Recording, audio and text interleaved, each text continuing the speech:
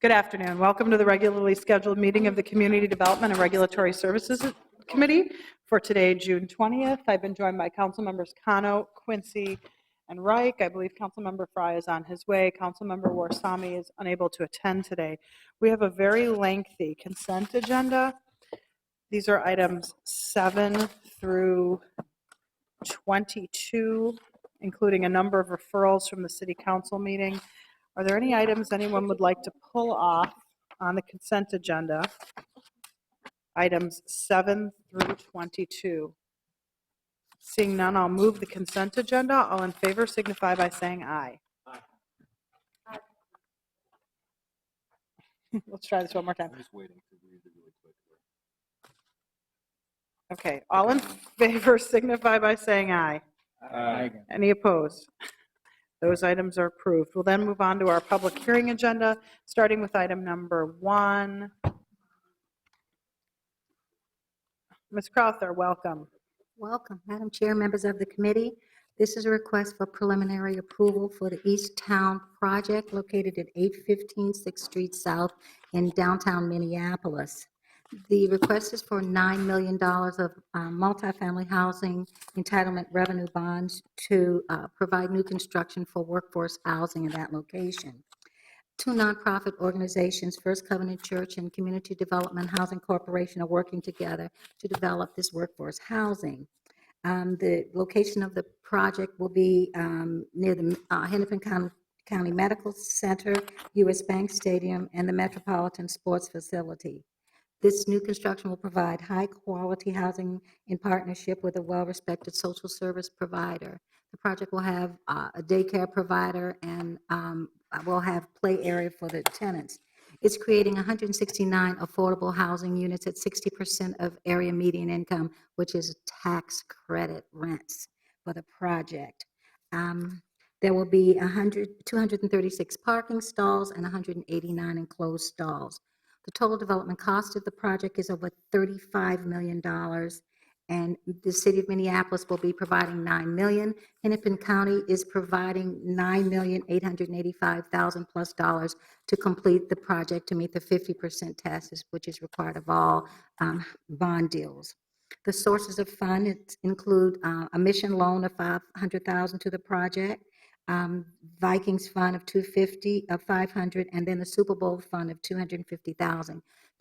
This will be a private placement with U.S. Bank for this project. The city likes to see that because we feel that the project is secure if it's a private placement. The city has right now $86 million plus of entitlement bonds remaining. With the $9+ million of used for this project, we'll only have $77 million remaining for other projects.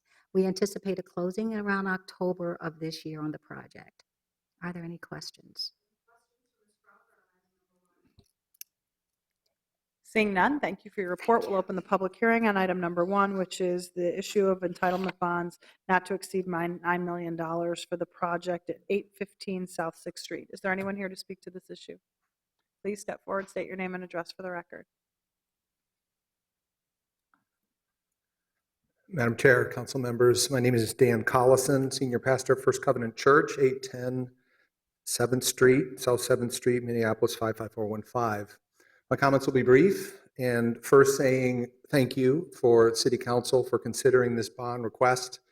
It has been a long coming project that has been a priority and approved and coordinated project of the neighborhood, Elliott Park, adjoining neighborhood downtown east, and as you heard, multiple private partners as well as public. And just on behalf of the church, I am grateful that the parking lot, which has been a parking lot servicing only stadiums for now 30 some years, will now be transformed into a community of 169 units that will probably be up to 300 or more people, including family and children, who will likely be individuals who work downtown or use transit to get to their places of employment. And will find itself nestled within the church, which over the last 8 years has reinvented itself and is an incubator for 8 nonprofits, including non-religious entities that have been identified and coordinated to be effectively connecting to and available for the community. So I am grateful for your effort and your consideration, and feel as if this will be a true community asset that will invite new residents to the downtown core, leverage both private and public interest, and most of all, and this will be a long-term commitment for First Covenant, that it will be affordable for the length of that building's lifespan is the goal. And I just wanted to offer those comments and appreciate all that it's taken to get to this point. Thank you for your public comment. Is there anyone else here to speak to this issue? Anyone? Anyone? Seeing none, we'll close the public hearing. Councilmember Frye. Thank you, Madam Chair. I'm very pleased to see this project move forward. As Mr. Collison explained it very eloquently, this was used to be just a surface parking lot that served stadiums, and now we're going to have workforce housing at 60% of area median income, 169 units, I believe, and a daycare to boot. So this is exactly what we're looking for in the area. We'll have a diversity of incomes and people and uses all in the same spot, and I can't thank you enough for your work. So happily move approval of this item. Approval of item number 1 has been moved. Further comments or questions? Seeing none, all in favor signify by saying aye. Aye. Any opposed? That item is approved. Thank you for being here today. We'll move on to our second item. Mr. Wilson. Madam Chair, we have an application by Billickson Restaurant Corp. They are located at 1821 East Lake Street. They currently operate as a restaurant and a caterer, and they would like to add a sidewalk cafe. That application does require a public hearing. The sidewalk cafe design was reviewed and approved by our traffic engineering department and meets all of their requirements. The planned hours of operation for the sidewalk cafe are from 6 a.m. to 10 p.m. Sunday to Thursday, and from 6 a.m. to 11 p.m. Friday and Saturday. We notified all residents and property owners within 300 feet of the restaurant. We also notified the Powderhorn Park Neighborhood Association. We received no responses from that mailing. It seems to meet all of our requirements, and staff is recommending that the application be approved. Are there any questions for item number 2 with regard to the new license? Seeing none, we'll open the public hearing on item number 2, which is a new license at 1821 East Lake Street. Is there anyone here to speak to this issue? Is there anyone here from the restaurant? Oh, great. Do you want to come up and tell us a little bit about what you're doing?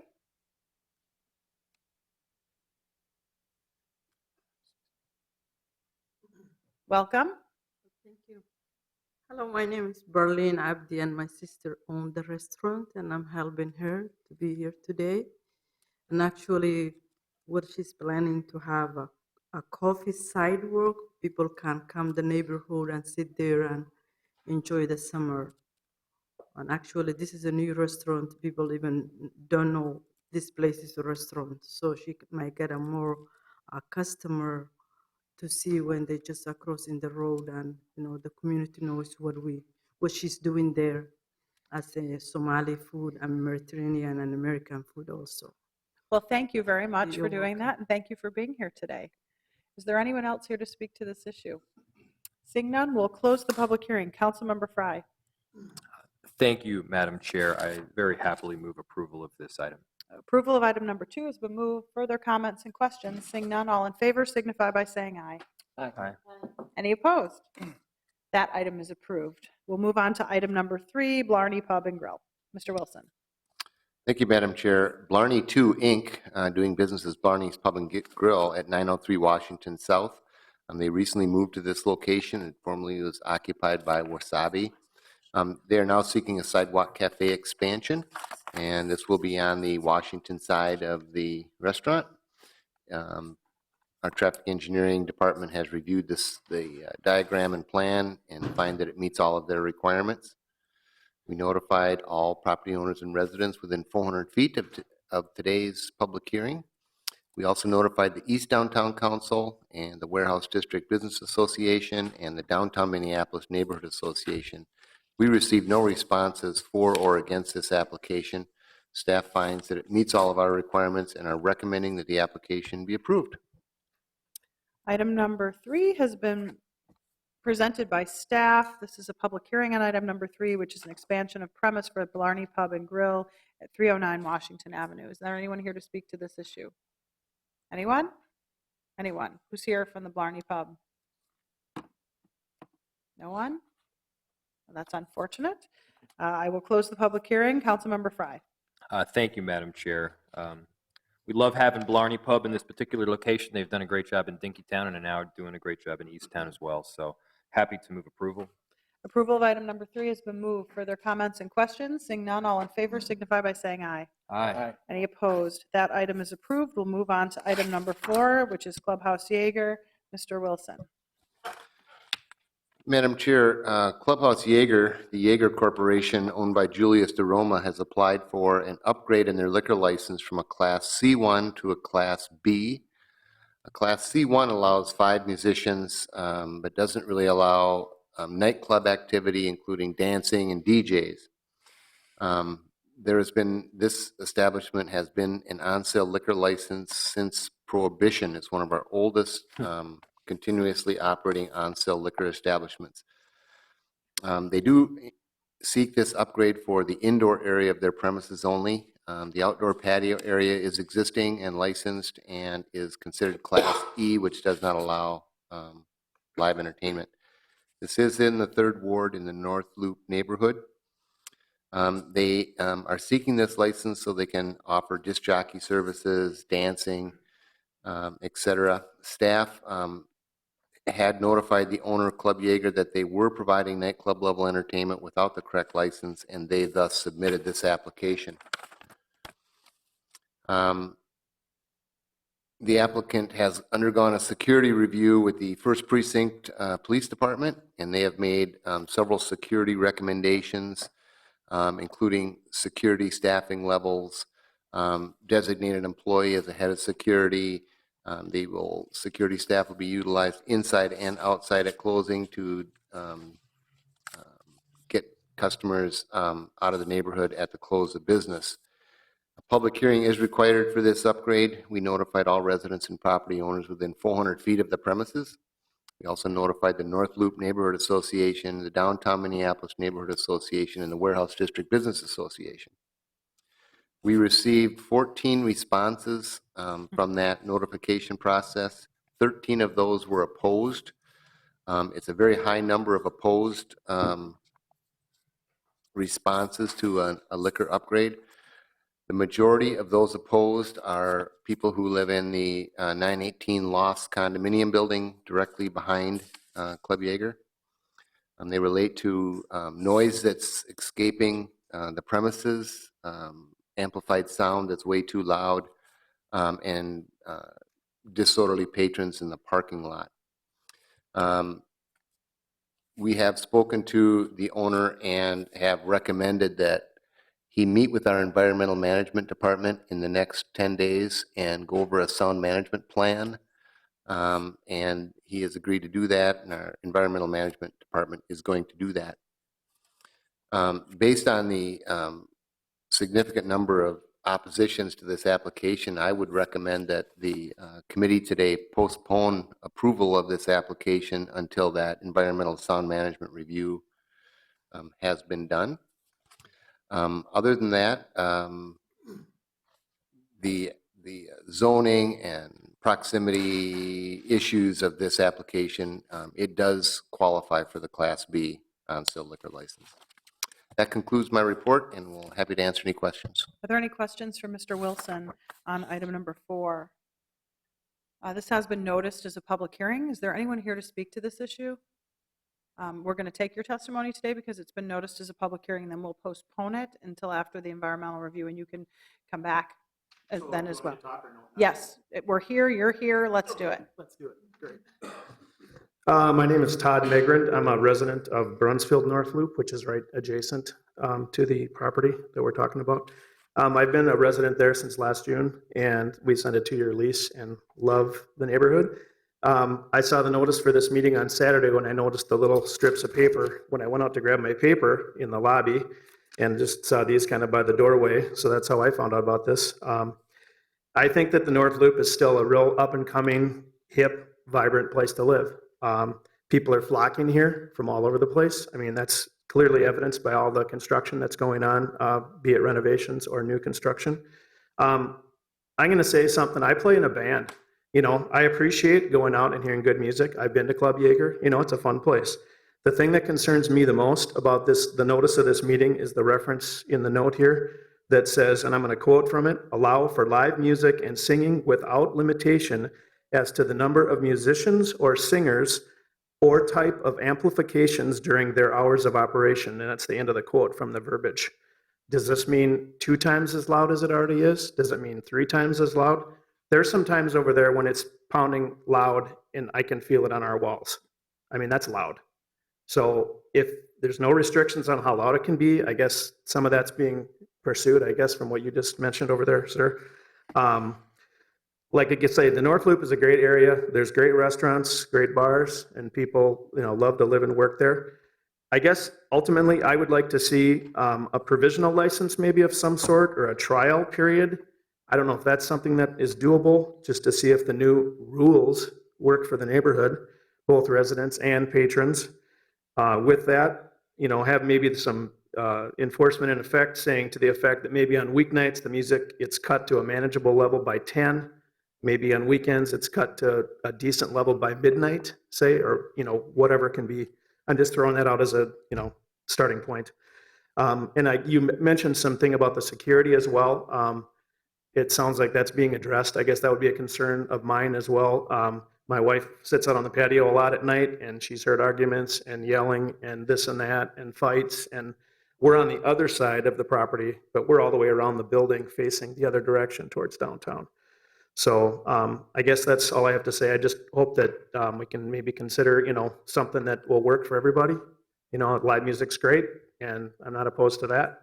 I just hope it doesn't get too loud to drive people out and bring in, maybe a different crowd that is, unmanageable or, whatever. So I guess that's all I have to say. I really appreciate your time and the opportunity to speak today. Thank you for being here today, and thank Yeah. you for your testimony. Let me see, is there anyone else here to speak to this issue? I was one who sent a letter too. I was one of the 14. So Okay. I have copies of it too if you need it. So Okay, thank you very great, much. thanks. Please step forward, state your name and address for the record.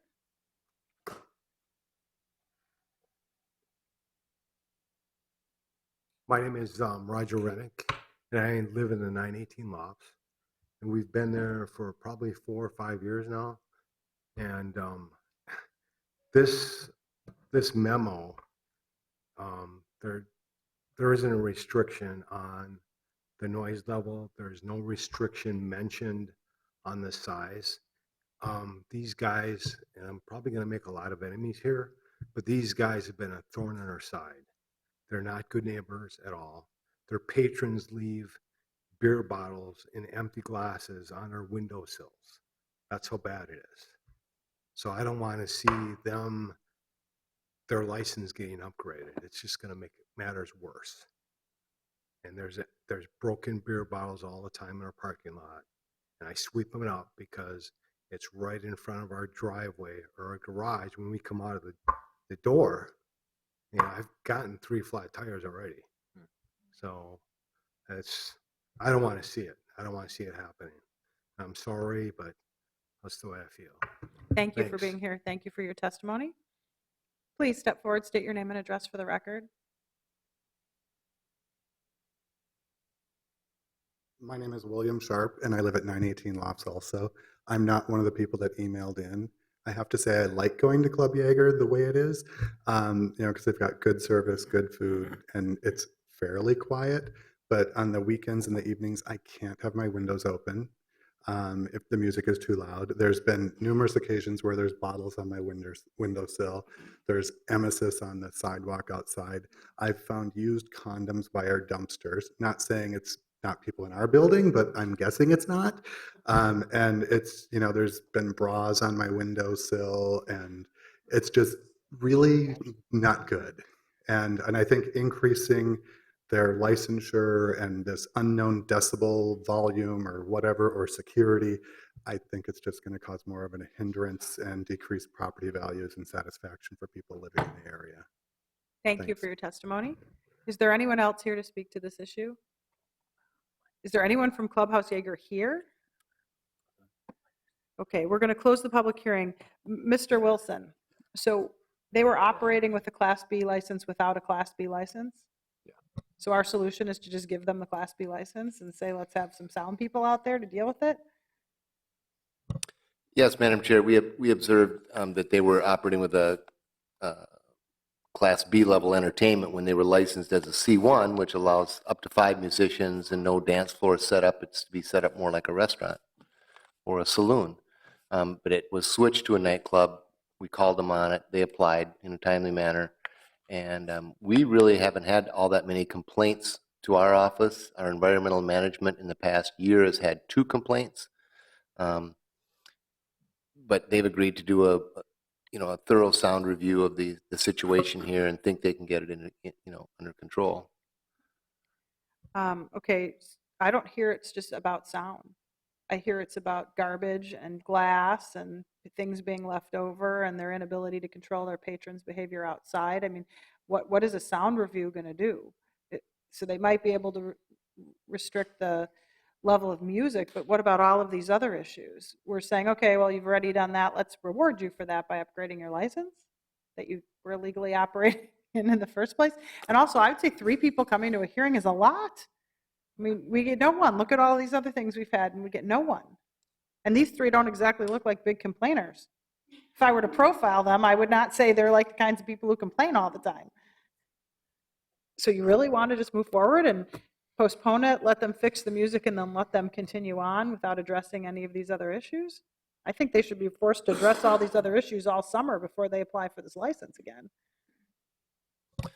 Madam Chair, that postponing the action is about our only opportunity right now. We would have to notify them that there was a denial hearing opportunity 10 days in advance for them to prepare for a denial of the application. Councilmember Frye.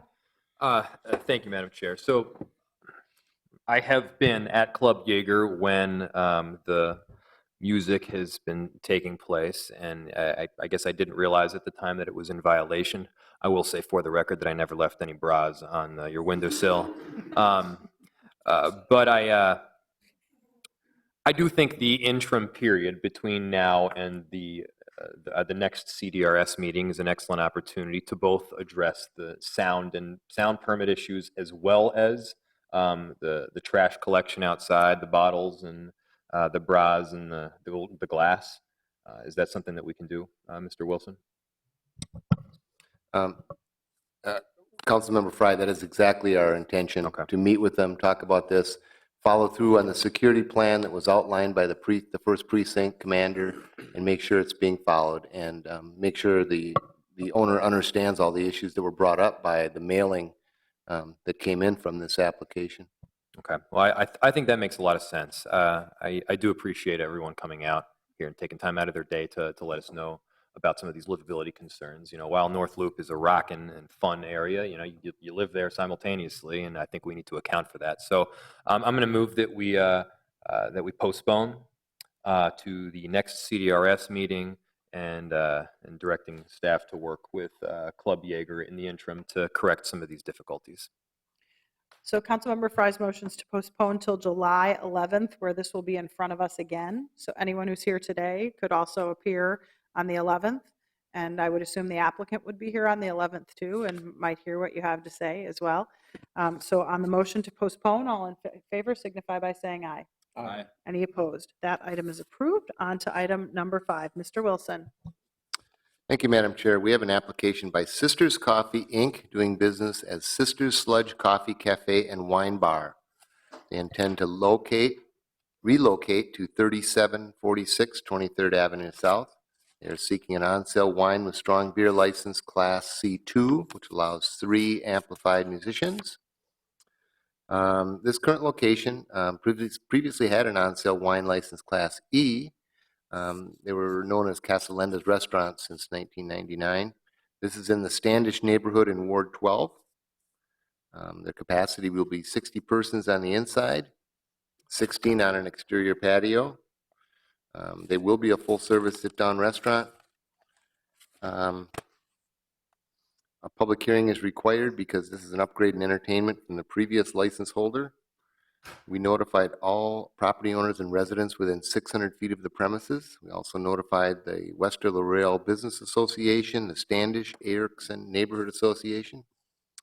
We received 9 responses from this mailing. All were in support of this application. Staff is also in support of the application and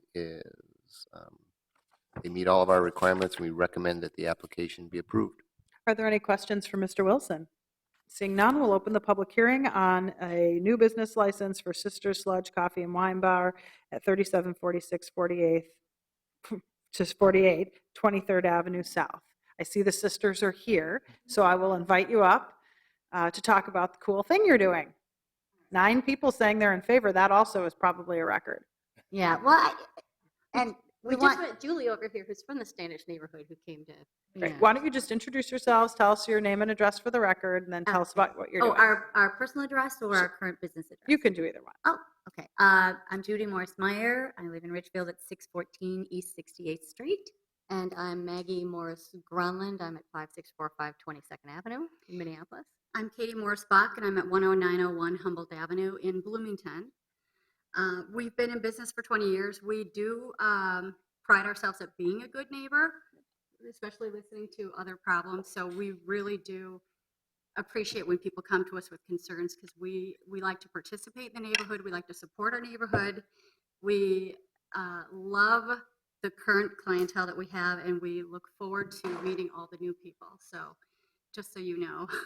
So, and we know there are concerns about parking and sound. So music is not going to be a nightly deal. It's probably a once or twice a month thing and primarily acoustic. I don't want to be trapped with loud music in my own place. No. So. And we're actually waiting to hear back from the Providence Place about, because there was at one point an agreement between the dance studio that there was some parking in the evening. So we're going to see if we can negotiate some evening parking and maybe 6 a.m. to maybe 8, maybe before staff starts showing up so we can reduce any issues about parking on the street with the Right. neighbors. And then Julie was bringing up that they, in the past, when the social dance club was there, the lighting back in the parking lot wasn't good. Well, since we have our electricians working there now, We'll just and get that's the some more- exterior lighting is what we're working on right now. We We may as well go address ahead and that address now. that. So appreciate that. Yeah, that's cool. Thanks. You guys could not be cuter. Oh my God. It's like one stream of consciousness thing. And we're going to miss Mr. Quincy. I'm sorry. Tell us about what you're going to do. So you're opening a coffee shop plus Plus a it's like an wine- advertisement. Right. Right. So it's so exciting. Okay, it's 2 side-by-side spaces that have a big archway in between, and on one side is primarily the coffee house. Which is a continuation of our current business. It's pretty much the same business. Right, and then beside that, we'll be opening the wine bar and on tap microbrews. So we won't have the bottle problem because it's on tap. And We will not be doing twofers. We will not be doing the low cost yeah, no, we just want things to that have, encourage high drinking because we don't want that. And we really truly want to be a local wine bar, a comfortable place for people to come into. You don't have to be dressed up. We love stories. We love people coming in and sharing their stories. So we really intend to be that neighborhood wine bar with right. some nice brews on tap. But we And will, if there's any concern about our experience with liquor, I was a bartender for 10 years and a cocktail waitress for 7. Cocktail for God knows how long. And then you I've been a bartended and bartender for 10 cocktailed years and- too. So we're pretty Pretty good at cutting aware people of off. monitoring and watching. And Right, and we are hiring, we have Donna Sanders, who's our consultant, who has recommended an outfit that will come and actually give not only us, but our staff some really good liquor training. We do have a menu. The menu's going to expand. There will be like small plates and simple. Canadian, simple plates, but definitely increasing our food output so people can come and have like a nice lunch or light dinner. And That's great. Well, thank you very much for Oh, being thank here you. today and for what you're doing. We very much appreciate it. Cool, thank you. Is there anyone else here to speak to this issue? Anyone? Seeing none, we'll close the public hearing. Councilmember Quincy. Thank you, Madam Chair. Now you guys get a feel for what my Tuesday mornings are like. These are wonderful, wonderful partners, a great institution for the Northrop neighborhood, and will be sorely missed. But I think it's a tremendous opportunity and a great organization that will carry on a great tradition and start some new tradition, makes lots of new friends, carry their old customers with them because we're a dedicated, loyal group. but Standish Erickson neighborhoods are going to be receiving a great partner. And frankly, I think we're involved as a part of the 2% loan program for this investment, as well as the new people coming into the place that the sisters are leaving in the 11th Ward. So sad day for the 11th Ward, great day for the 12th Ward, but we'll both be celebrating their success. So thanks very much. I'd like to move approval of this item. On Councilmember Quincy's motion to approve, further comments or questions? Seeing none, all in favor signify by saying aye. Aye. Any opposed? That item is approved. We'll move on to our quasi-judicial public hearing chaired by Councilmember Frye.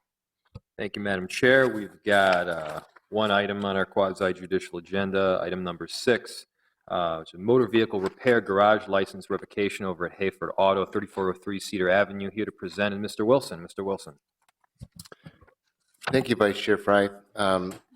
Today, you'll be considering the revocation of a motor vehicle repair garage license. It's currently valid for Hayford Auto LLC at 3403 Cedar Avenue. On May 30th of this year, the Minnesota Department of Revenue sent us a notice of license revocation for debt regarding non-payment of taxes. We notified Hayford Auto of today's hearing via a notice. We mailed that on June 6th. The state of Minnesota notice of license revocation for debt mandates that we revoke this license within 30 days of receipt of a notice from them, which is dated May 30th. Based on this review, we contacted the Minnesota Department of Revenue this morning, and there has not been a clearance made or attempt to clear this debt. Also, visits to the site this week find that Hayford Auto LLC is currently closed. So my recommendation would be that we revoke this license based on the state of Minnesota notice of license revocation. Thank you, Mr. Wilson. Any further questions for staff on this item? Seeing none, I'm going to open the public hearing and very quickly say that we're very limited in terms of the testimony that we can hear today. Is solely and exclusively based on the testimony that is already before the record, so you may not testify to anything that is outside of the record. That being said, is there anybody, either the owner or their representative here today? Is the owner and or their representative here today? Is the owner and or their representative here today? Seeing they are not, I will close the public hearing and I will move approval of the staff recommendation on this item. Any discussion? Seeing none, all those in approval, please say aye. Aye. All those opposed, say no. That item passes, Madam Chair. Thank you, Mr. Chair. We're going to move on then to item number 23, which are the grant agreements for our BTAB program. Oh, you're not Mr. Bonella. No. Sorry. That's at too this bad. point. He did all this work and he's not here? Yes. Is he on vacation? I'd He's like sick seeing today. Mr. Mercer. Oh, I just want to say, I mean, I was telling staff this earlier, I just thought this report was amazing. And this work is very, very impressive. And I understand he is very much the reason why this is happening. So if you would just pass on, what a great, we wanted to have this discussed because we thought it was such a great thing. So thank you for being here. Sure. I understand you're working on it as well. Sure. Great. I'll try to do Daniel justice. Good afternoon, council members. I'm Miles Mercer from the Business Development Group at CPED. I'm filling in for Daniel Bonilla, who is unfortunately sick today. Daniel leads the city's Business Technical Assistance Program, known as BTAP. I credit him with improving and innovating the program over the past several years. In short, the BTAP program funds nonprofit, community-based organizations to provide business consulting services to Minneapolis entrepreneurs and small businesses. For example, this assistance can help with business plans, financial projections, navigating regulations, real estate, and diverse supplier certifications and procurement. About once a year, we release a request for proposals to fund the support organizations. This afternoon, we are asking you to authorize grant agreements with 14 nonprofit organizations for the 2017 funding round. For this RFP, we received 18 proposals requesting a total over $1.1 million. We have $500,000 available, which made the evaluation process competitive. Of the 14 proposals that staff recommends, 8 are currently in the program and 6 are new. As a group, these organizations reflect a range of demographic and geographic communities around the city. Staff believes these recommendations will help BTAP to maintain its strong performance, helping entrepreneurs, particularly those from disadvantaged backgrounds. In 2016, BTAP served 413 businesses, of which 48 were new businesses. Technical assistance supported the creation of 281 new jobs and the retention of over 1,600. 87% of the recipients were of low or extremely low income, and 77% were entrepreneurs of color. 77%. To evaluate the effectiveness of the program, last year CPED staff and the city's innovation team collaborated on an evaluation of the business outcomes for BTAP recipients and the administration of the program. The program evaluation found that BTAP primarily serves minority-owned businesses, and that given the current and historical disparities in business ownership and success for these groups, BTAP does appear to have a meaningful, positive impact in supporting business development and success. 68% of the assisted businesses remained in operations after 2 years, which is above the national average. And the businesses created 205 new jobs and generated over $14 million in additional revenue. Finally, under Daniel's leadership, the BTAP program is continuously innovating with new programming. Under what we call BTAP Plus, we have created a series of in-person and online trainings on navigating city processes, support programs, and contracting with the city. Over 100 people from BTAP providers, city staff, and businesses have attended the in-person trainings, and the online trainings are on the city's website. Last year, we launched a training for small real estate developers, known as DTAP, a program created to diversify the pool of real estate developers working in and with the city. The first cohort had 36 participants, and we are taking applications for an upcoming training this summer. Also last year, we launched the Cooperative Technical Assistance Program, CTAP, training 8 groups of 24 participants interested in forming cooperative businesses. We currently have a training occurring now with 13 new groups, with another training planned in the fall. In sum, the BTAP program is helping the city grow equitably, and we appreciate your support. Are there any questions for staff? It doesn't sound as exciting when you report it, but the report is actually really interesting in terms of the work that they've done, the organizations that have been doing this work, and the outcomes. And so I don't know if anyone else had the opportunity to read the report. I've been pitching it for the past couple of days. Councilmember Quincy. Thank you, Madam Chair. I just would like to share Councilmember Goodman's compliments to the work that's being done and how it's being presented. You outlined all the kinds of businesses that are being served through the program, which is terrific. It's part of the economic development objectives. It also lays the groundwork, I think, for further continued efforts with the city and those small businesses when we're talking about, earn, sick, and safe models and what's going to be happening with minimum wage. This is how we've established relationships that are ongoing with those small businesses. So it's a terrific extension of what we're trying to do and help support that.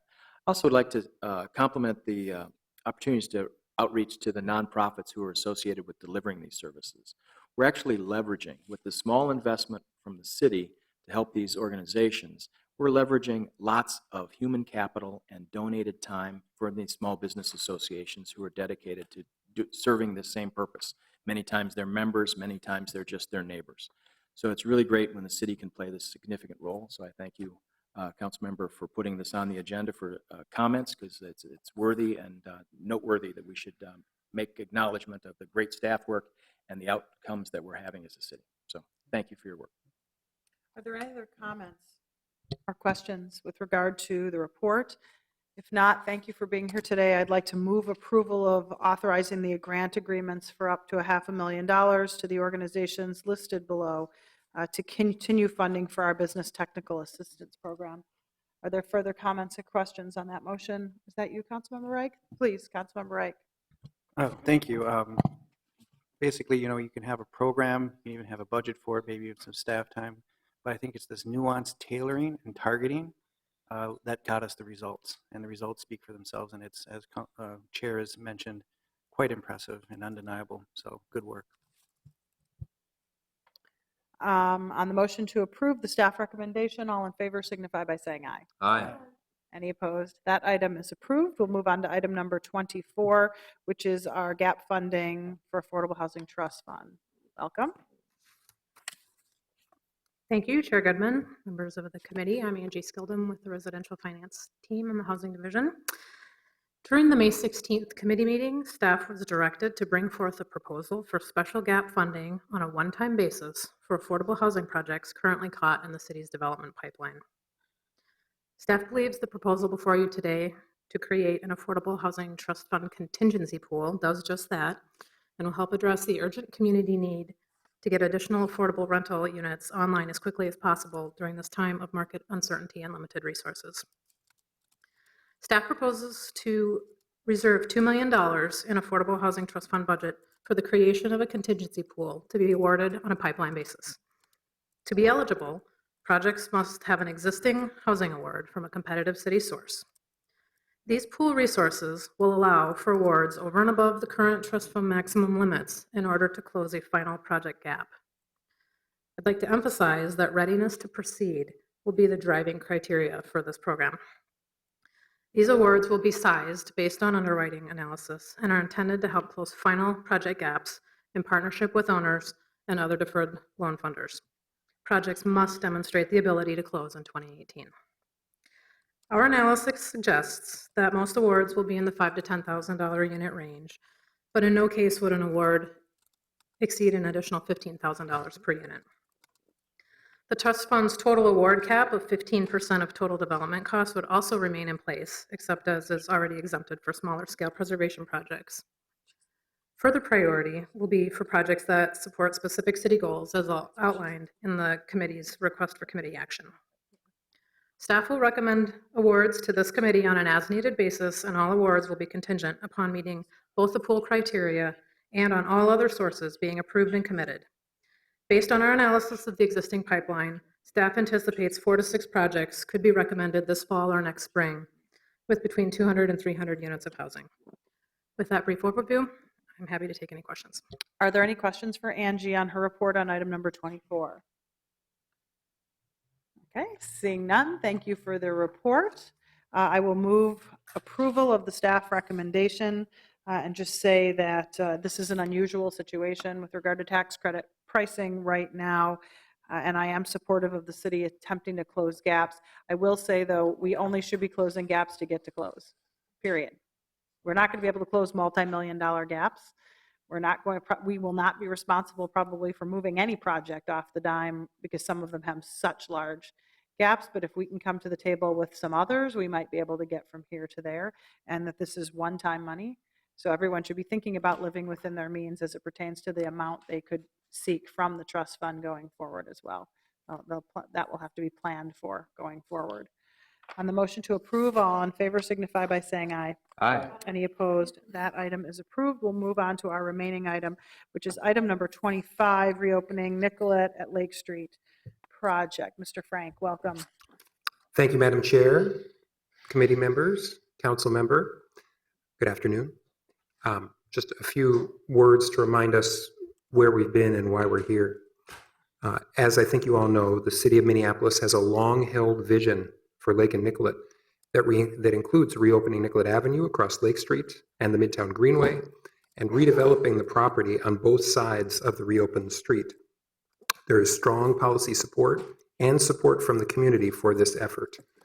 The city has been working over the past few years to advance this effort, and I'd like to acknowledge some of you, council members Bender, Cano, Glidden, Goodman, Reich, Warsami, and their staffs, and staff from CPED, City Attorney's Office, Public Works, Finance, Communications, and the Mayor's Office, who've all been working on this project.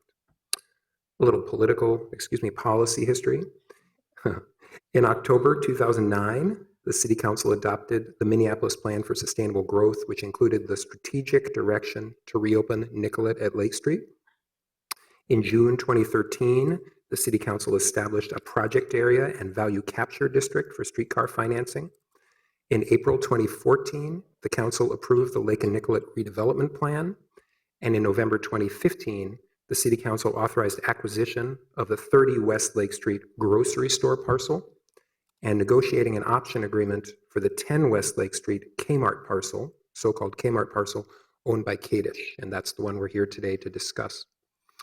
As I'm sure you know, the city acquired the grocery store parcel and executed the Kadish option agreement in December of 2015, putting up a non-refundable $800,000 option payment towards an option price of $8 million. The report and resolution before you today would authorize staff to exercise that option, pay an additional $7.2 million, and acquire the fee interest under the Kmart store. It's important to note that if the city purchases the leased fee estate, the existing ground lease and operating lease will remain in place, and the Kmart store will continue operating until Kmart chooses not to renew the lease or the lease expires. But purchasing the land under the store now gives certainty that on some future date, the city will have unencumbered ownership interest of the parcel and complete control of the full site to ensure a reopened Nicollet Avenue. Kmart has consistently indicated that it would like to remain as a tenant on the site, and so over the course of the past year, after entering into the option agreement, staff has worked to negotiate a deal with Kmart to move them to a new store on site and make room for Nicollet Avenue. Staff engaged Ryan Companies to develop a lease proposal and a site plan for a new Kmart store adjacent to a reopened Nicollet Avenue. And I should point out that Carl Runk from Ryan Companies is here today. Kmart rejected the proposal, responding that they would require 3 things to consider a new lease: a seamless transition to a new store, no additional rent over what they are paying today, and financial assistance for the trouble of moving to a new store. As owner, the city, as owner of the adjacent property, and potentially as landlord, we will continue to work cooperatively with Kmart on the possibility of relocating the store and also working with community leaders, keeping them informed of developments in our ongoing effort to reopen Nicollet. In addition to the primary goal of reopening Nicollet Avenue to reconnect neighborhoods and reestablish the street grid, this work will set the stage for new development of 10 acres of land, now home to single-story buildings and surface parking lots. The city's adopted plans call for mixed-use, multi-story development, and that development has the potential to bring new jobs, quality housing for a variety of income levels, and retail options to the area. As the development takes shape, city staff will be working with the surrounding community to incorporate their vision into the goals and objectives for the site. Staff recommends that the City Council authorize staff to exercise the city's option to purchase 10 West Lake Street, and that the remaining $7.2 million of purchase price plus $100,000 towards closing costs be paid from the Streetcar Value Capture Fund. Thank you very much, and I am available to answer any questions. Are there any questions for Mr. Frank on item number 25? I wouldn't take having no questions as meaning no one has any questions. It means you've done your work in advance, and so people are fairly briefed on this issue. This has been a long time coming. I know there are a couple of amendments, so we'll start with Councilmember Ike. Thank you, Madam Chair. And I do have an amendment that just makes clear sort of our current practice, but memorializes the intent. And basically it reads, at such time that the city controls the property in question, the city will make the remainder of this parcel not needed for the Nicollet Avenue right-of-way available for private development.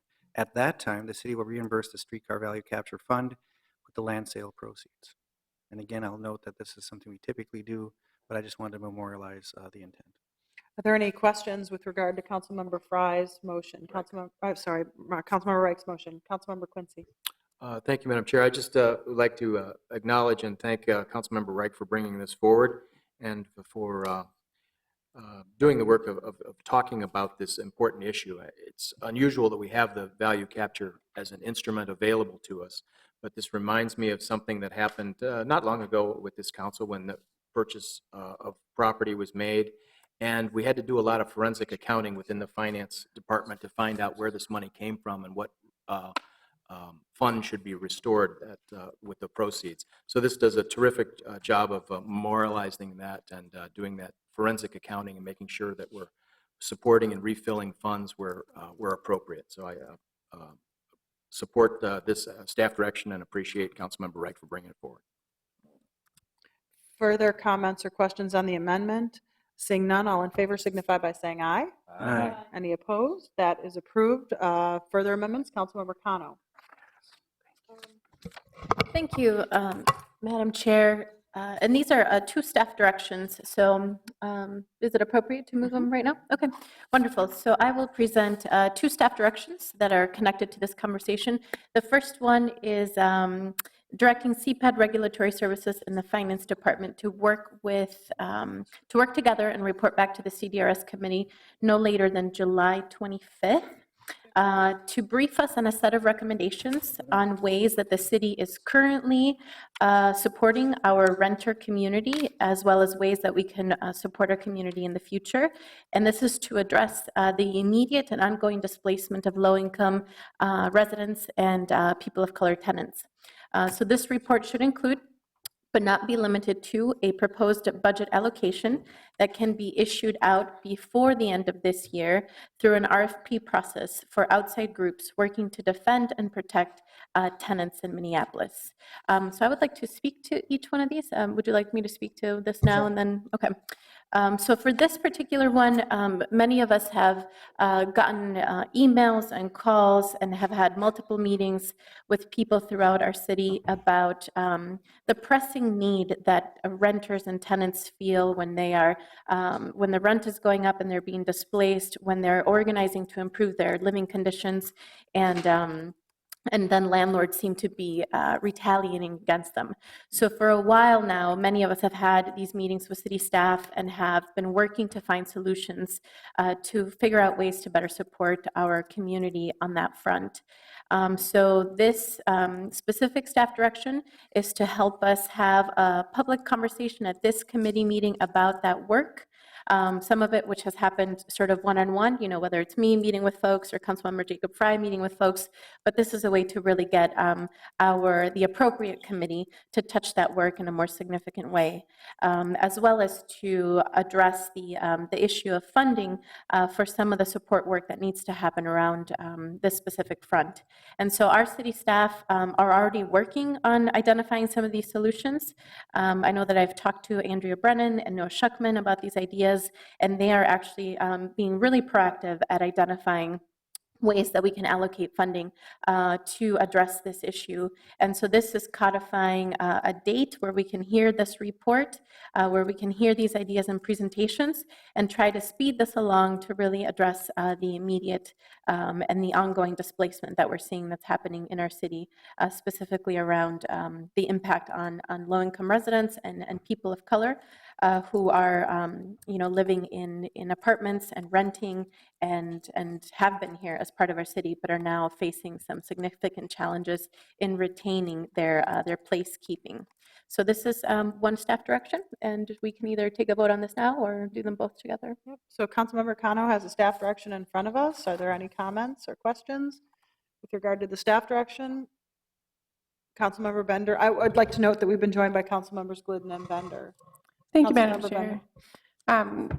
So, I think the staff direction actually addresses a lot of work that Councilmember Glidden and I have been working on, along with many other council members, including the chair. We're organizing a study session on housing, which will take place in early August with staff. So I have no issue with the underlying kind of intent of this. I think I would ask, though, have there been other development projects that have come through this committee that have a gentrification plan? And I guess part of my question is this: there is a lot of uncertainty in this project. So at this time, we're just approving the purchase of the land.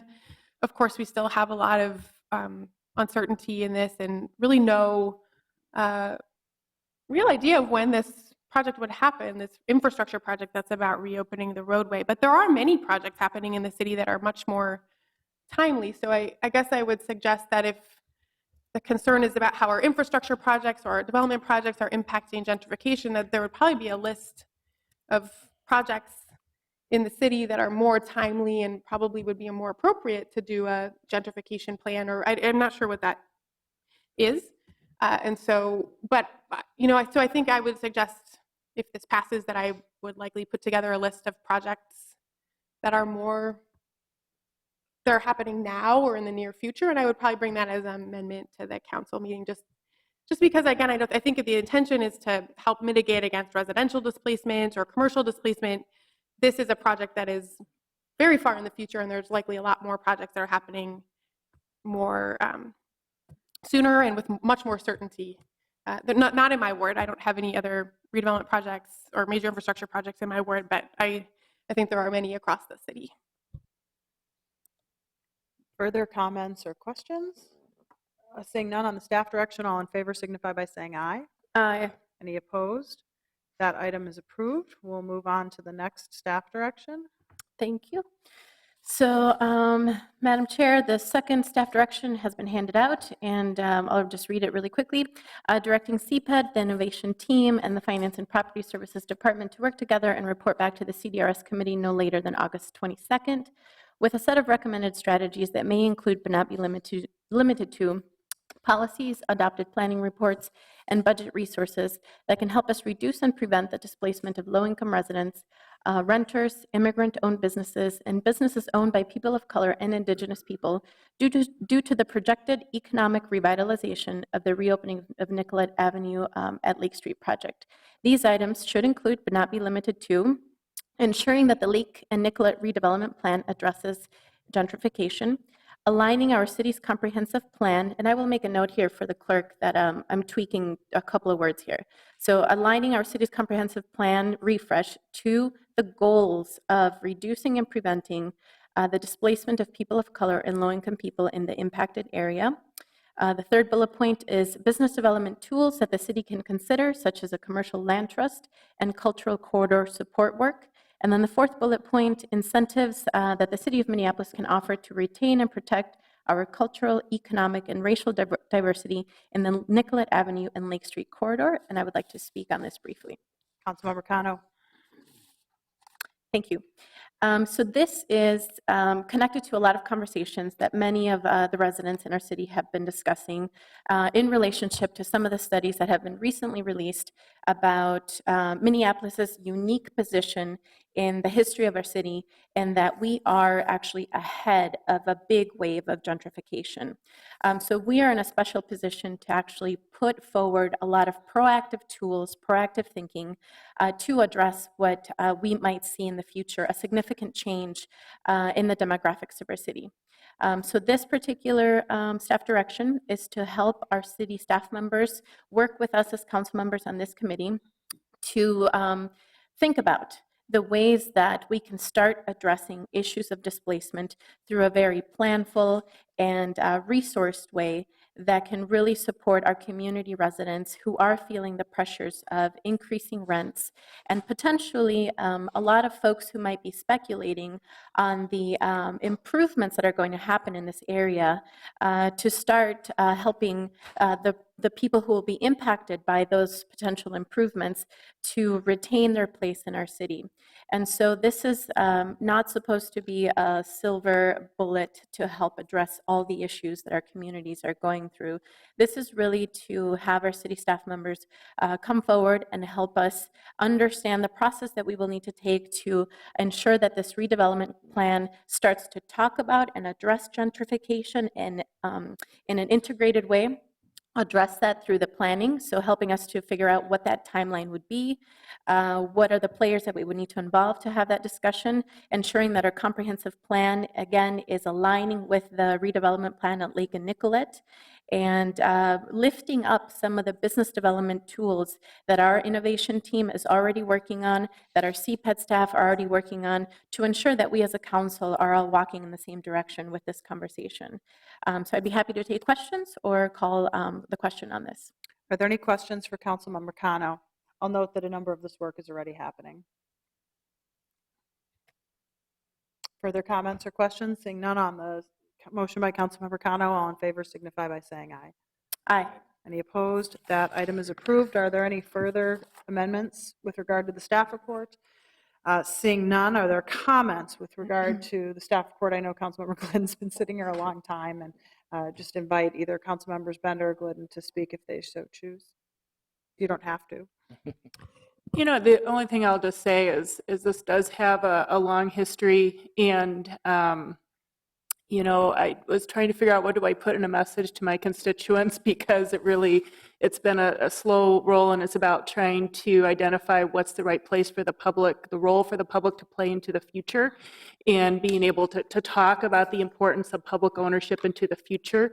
And so, you know, this isn't like a big exciting moment, even though it's a major decision for the city. I'm glad that we are taking this step. I do think it is the right step. It doesn't come with the flash and the bang that comes with we're about to start a project, and so that is a hard thing to talk about. I want to thank my former colleague, Councilmember Lilligren, who really partnered with former Mayor R.T. Ryback on kind of starting this vision work of what does it mean to insert the public back into space that really should be public space, and think about what's the role in the future of this important part of the city. So I just want to thank my colleagues for being very thoughtful, for being very considered about a decision, again, that's major for the city, but it really is about our future role in this area, South Minneapolis. Councilmember Quincy. Thank you, Madam Chair. I agree with Council Vice President. She's outlined part of the history and part of the benefits all in one brief paragraph, and really tremendous opportunity. Just like to point out that this area is going to be the recipient, and the reason we're investing in this is not just about the Kmart site. We have to expand our view from that one block area and look at what's happening with the Orange Line, what happened with Lake Street and that redevelopment, and the Greenway, and the Lake Street Access Project, all things that were on our bonding list that Council Vice President shepherded through the legislature and received in this past session. So this is an important step on something that's a much broader area to consider the impacts of for the city going into the distant future. So we're looking forward to that. Thank you very much for the staff to bring that work finally to this step. Councilmember Bender. Thank you, Madam Chair. You know, I'd just echo a lot of Councilmember Glidden's comments about the history of this project. When I took office, Councilmember Lilligren represented this area, and he told me this was #1 listed on his whiteboard. He had his priorities listed up so he could see them every day, and this was #1. And so I told him that, along with Councilmember Glidden and others, that I would carry the torch forward and make sure that this was in good hands. And we've been meeting monthly every month for 3.5 years, and he had started that beforehand, setting up a work team that had 6 or 7 council offices represented on it, all the relevant city departments. And again, this is one of the many baby steps that we've taken together to realize the vision of reconnecting these neighborhoods, which are blocked now from multiple connections, from transit connections and pedestrian connections, and really just the sort of psychological barrier that having this building in the middle of neighborhoods creates. I wanted to echo another thing that Councilmember Glidden said and just really highlight early on, you know, community members were attending our internal meetings. This has been a project that has been very involved with community conversations, and the context keeps changing. 10 years ago, when this project first began, the context of these neighborhoods was very different than it is today, and we're doing our best to imagine what it will be like when in the future, likely when maybe none of us are even on the council anymore, this project is fully realized. And so I think we're doing our best to make sure that the community is reassured that when and if that happens, they'll be fully at the table. That is the assurance that Councilmember Glidden and I have given over and over, and I would imagine that any policymaker in our shoes would carry forward that commitment in the future. But that has been very important to us, to not make assumptions about what the road will look like, about what the buildings that could go back here would look like, that would be fully imagined and involved with whatever context is part of the city at the time that this project goes forward. So I think that's an important point to make. And thank you. I echo also the comments of, you know, this project is important for the whole city, I think, and really righting the wrongs of the past. The council took almost 40 years ago now, and we're doing our best to work together to get it done. Thanks. On the motion to approve the staff recommendation as amended, all in favor signify by saying aye. Aye. Any opposed? That item is approved. Seeing no further business before us, we are adjourned.